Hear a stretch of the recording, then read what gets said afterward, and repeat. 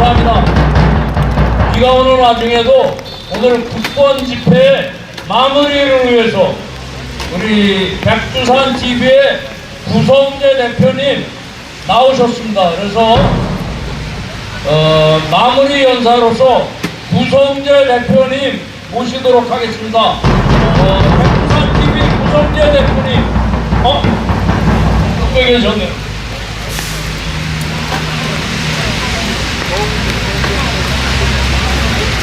네, 알겠습니다. 집에서 나올 때는 우산 없이 나왔는데요. 갑자기 몇 말씀 드리도록 하겠습니다.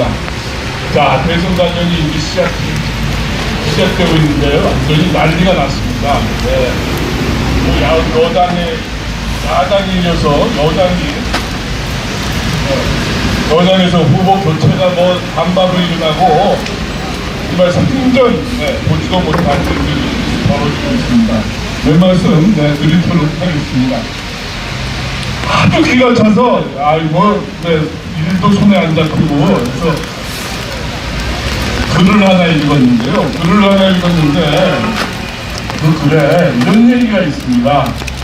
요즘 대만에서 중국 공산당이 하고 있는 일이 도대체 무엇이냐, 그런 거에 대한 중국 전문가의 이야기입니다. 그것이 현재 지금 한국에서 일어나는 일에 대한 참고가 되지 않을까 싶어서 그거에 대해서 몇 말씀 드리고 앞으로 어떻게 될 것인가에 대해서 같이 생각해보는 그런 시간을 갖겠습니다. 아니, 중국에서 말입니다. 대만에서 중국의 침투가 상상 이상이라고 합니다. 여러 가지 일을 하고 있는데요. 우리나라에서 일어나고 있는 일이랑 똑같습니다. 아주 구체적이고 체계적이고 인내심을 갖고서 중국이 대만을 잡아먹기 위해서 잠식하고 있다, 이런 내용입니다. 민간 조직, 정당, 언론, 경제, 기업계에 아주 사람들을 많이 갖다 심는다고 하네요. 정말 기가 찰 노릇입니다. 거기다 그뿐만이 아닙니다. 중국에 반하는 이야기를 하는 사람이 있으면은 그 사람을 완전히 구워 삶는다고 그럽니다. 중국에 반하는 이야기를 하지 못하도록, 특히 제도권에서 언론 방송에서는 그런 얘기 하지 못하도록 제어하고 통제한다고 그럽니다. 통제가 갈수록 심해진다고 합니다. 뿐만이 아닙니다. 이런 얘기도 있어요. 이런 얘기 제가 처음 들어봤습니다. 그 친중 인사한테 신분증을 발급해준다네요. 친중 인사한테 중국 공산당이 신분증을 발급해준답니다. 야, 이럴 수가 있습니까? 그러니까 어떤 긴급 사태가 오면은 이 신분증을 제시해라. 그럼 너는 친중 인사인 걸로 확인되는 거니까 우리가 대피 혹은 구조 해주겠다, 이런 이야기입니다. 뿐만이 아닙니다. 대만에 있는 군인들 친중 인사로 만들어서 그들로부터 충성 서약까지 받고 있다고 그러네요. 와, 이거 중국이 대만을 잡아먹기 위해서 정말 전방위적으로 침략, 침투, 잠시 활동이 아주 활발합니다. 이 글은 중국 전문가가 쓴 글인데요. 미국의 외교 전문 잡지에 실렸는데 거기에 보면 이런 얘기가 나옵니다. 장기적으로는 몰라도 중기적으로는 무력 침략이 있을 것 같지는 않다. 그러나 무력 갈등은 침략은 아니더라도 갈등은 고조될 것이다, 이렇게 전망하고 있습니다. 야, 이걸 보면서 우리나라에서 일어나는 일들이 지금 비춰지기 시작합니다. 보십시오, 여러분. 대선 과정에서 이런 일이 있었습니까? 도대체 무슨 일이 있는 겁니까? 이런저래서 앞으로 여당에서 어떤 후보를 낼지 어떻게 될지 짐작하고 싶지가 않습니다. 짐작할 수도 없습니다. 아무런 의미가 없다고 저는 생각합니다. 근본적인 이유는 누가 나와도 지금 대선 구도를 깰 수 있는, 흔들 수 있는 그런 잠재력이 없기 때문입니다. 그만큼 아까 말씀드렸듯이 중공이 대만을 잠식했듯이 이 나라에도 지금 소위 말해서 중국 공산 세력, 여기에 북한까지 합쳐서 대선 구도를 절대로 변하지 못하도록 꽉 틀어주고 있다. 이런 말씀을 드립니다. 따라서 이거 아주 위기입니다. 어떻게 해야 될지, 어떻게 하는 것이 이 나라를 살리는 길인지 우리가 정말 심각하게 생각해 봐야 합니다.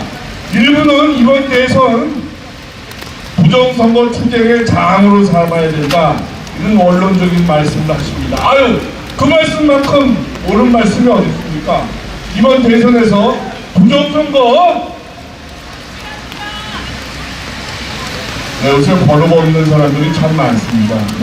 부정선거 진상규명하고 부정선거의 도구들 좀 통제하도록 압력을 넣는 방법도 하나의 방법입니다.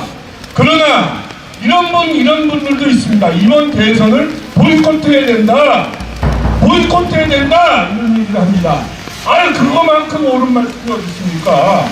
그러면 보이콧 하면은 보이콧 한 후의 결과는 어떻게 되는 겁니까? 보이콧 한다고 대선이 안 치러질 수 있습니까?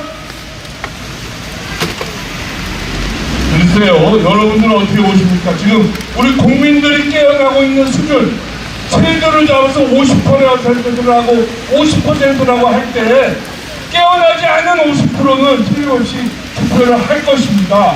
그렇게 되면 거기서 당선자가 나올 것이고, 그렇게 되면은 이 나라는 이재명이라는 범죄자에 의해서 그 마수에 이 대한민국이 떨어지는 그런 비극이 벌어지게 됩니다.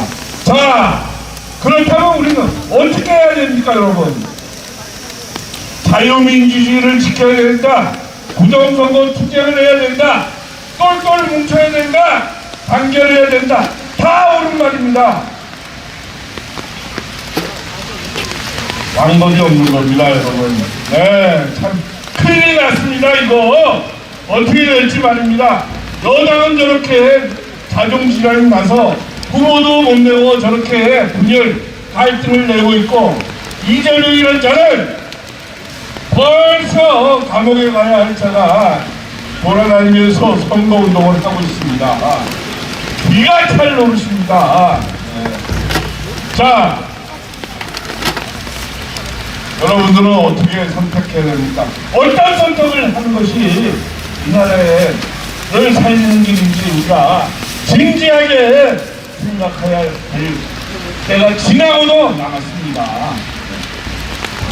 이 권력 노름에, 권력자들의 권력 노름에 이 나라가 나가고 있습니다. 약합니다, 여러분. 총 말이죠.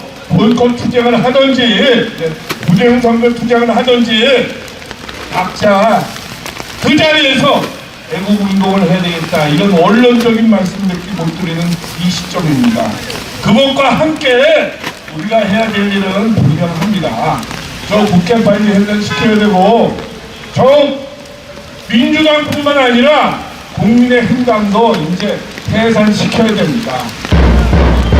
그러기 위해서 여기 비 오는 우중에도 이렇게 나와서 열심히 뭔가 해답을 찾으려고 하는 여러분들의 애국 열기에 정말 경의를 표하면서 여기서나마 중심이 돼서 앞으로 정치적인 중심을 만들어 나가야 되겠다, 이런 말씀을 드립니다. 안타까운 시점입니다, 여러분. 감사합니다. 다음 시간에 뵙겠습니다.